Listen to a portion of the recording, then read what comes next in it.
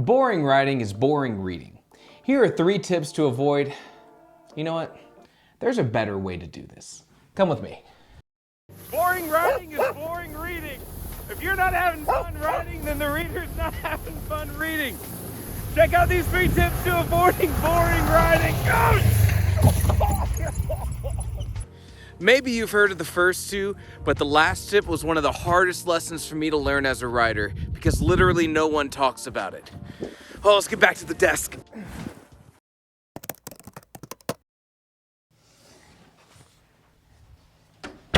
Whew, it's cold out there. All right, the first and maybe the most important tip I can give you about avoiding the boring is how to recognize that you're writing something that you aren't interested in. How does it happen and how do you address it? You are the single most invested person in your story and your characters. If you're writing something that you aren't invested in, then there's no way the reader will be invested. I recently was writing a scene in my novel that immediately followed a big, exciting plot reveal. Writing everything leading up to this plot reveal was easy. Writing scenes like this is just a matter of letting those words flow through you and onto the page. And for some people, it may be different, but for me, I write in these moments like I'm watching a movie in my mind. The following day, I picked the story back up and started the next scene, which was not nearly as exciting in comparison. Writing that following scene wasn't like watching that movie in my head. To me, it was just me kind of staring at the screen and trying to get some coherent words together to get me to the next plot point. And that is boring. But congratulations, at least we noticed it. Now we can do something about it. The second tip has to do with addressing this boring writing. Look, whether you outline your plot or not, whether you're a plotter or a pantser, when you're writing a story, you're operating in a scene-by-scene basis. It's one of the ways that a movie and a book are similar. You present your story as a series of narrative chunks. A strong story takes each scene and does something important with it. There's no useless material. Maybe this scene shows growth between 2 of your characters. Maybe this scene shows how evil your antagonist is. Maybe this other scene shows a cool aspect of your world. Sometimes a scene that is lacking investment might simply be due to the fact that the scene isn't doing enough. And luckily, there are 2 ways that we can handle this. The first choice is the age-old writing wisdom, kill your darlings. Yeah, we all hate it. I know you really love that scene of your 2 characters sitting on the roof and talking under the stars. It was really sweet and pretty philosophical too, if you don't mind me saying. But it didn't provide much to your science fiction dystopian adventure. This is a really hard thing about being a writer. If you write a scene or a character that you really love and it just isn't fitting into your story like it needs to, then you might need to kill that darling. It could be a big part of your story, like an entire character, but this kill your darling mindset could also apply to that lengthy description of the hillside your characters are traveling through. Kill your darlings is about trimming your novel to the parts that truly matter. Now, before you delete that really cool scene that you wrote, let me propose an alternative solution. The second choice to scenes that aren't accomplishing enough is to rework your scene to do more. Here's what I mean. I wrote a story that had a kid coming to a new school, and I wanted that entire first day to show how different life was for our main character now.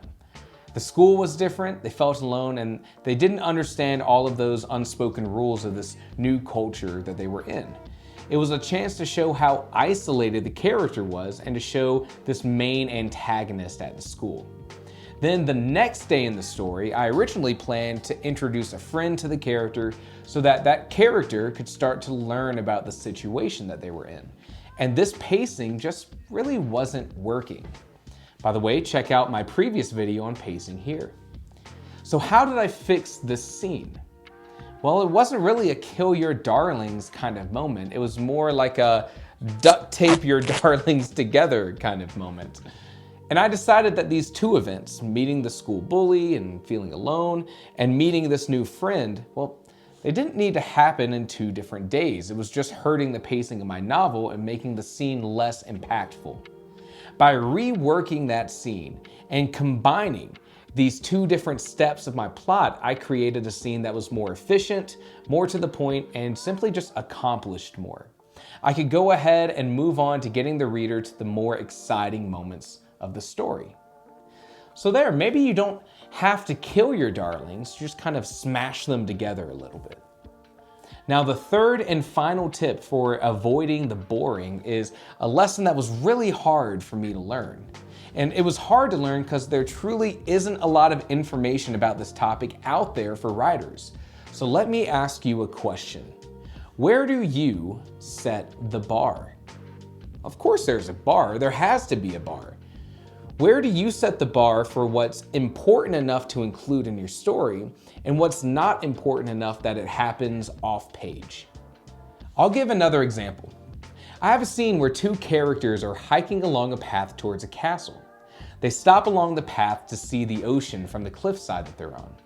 Our character is blown away by what they see, and then we find out that the other character stopped at that same spot the first time they came here with their family.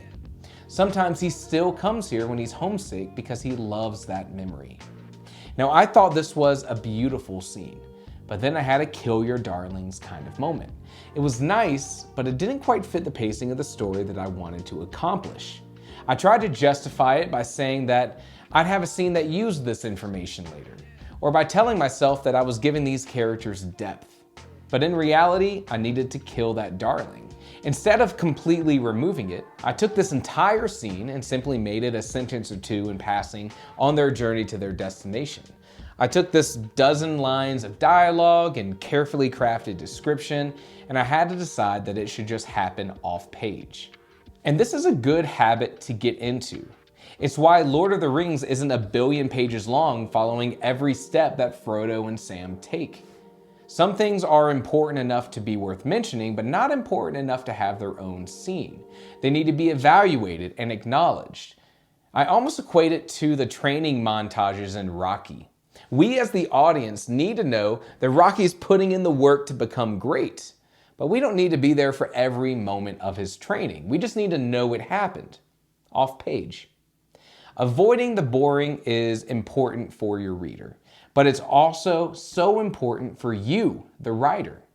You're about to spend hundreds of hours within those pages of your book.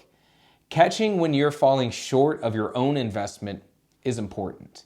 You don't want to have to rewrite any more than you need to. You don't want to be editing boring parts of your book after the fact to try to salvage them. Catch them in the proto draft. More on that in another video. If you like content like this, breaking apart stories to understand them, then like and subscribe. Check out my website at writingtheory.com for more in-depth writing content just like this.